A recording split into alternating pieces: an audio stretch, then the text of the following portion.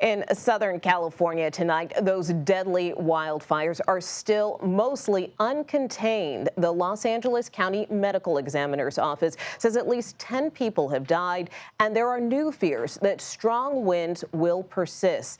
Elise Preston joins us now from Santa Monica, California. And Elise, what's the situation on the ground where you are?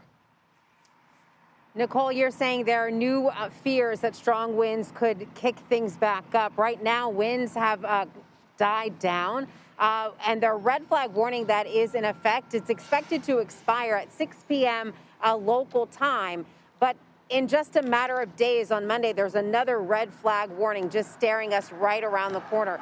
So that is expected to kick up an already exhausting firefight even more. We are in Santa Monica, just miles away from the Palisades fire. You can see that in the background. Now, the haze has kind of thinned out a bit where we are, but I can tell you just over that bend and past, once you get in there, is really where you're still seeing that destruction, where neighborhoods look like war zones. Now, here on the Pacific Coast Highway, it is largely closed off to auto traffic. You're only seeing first responder vehicles or people who are responding to the fire in some kind of way.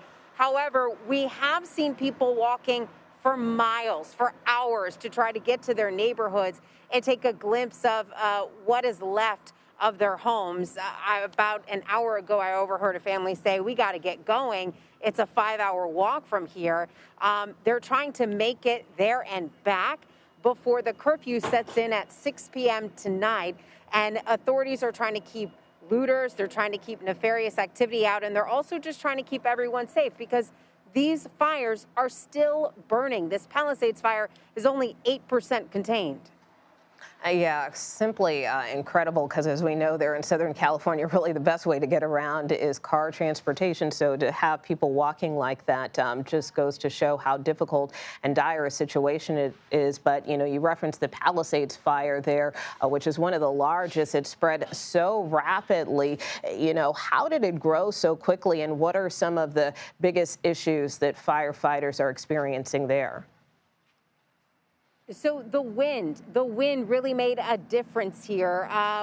On Tuesday, on Wednesday, when these fires were really starting to get going, it was hard for them to even put air support up into the air. So you could not get any water drops. You didn't see any planes dropping retardant. It was just too dangerous. It felt dangerous just standing here.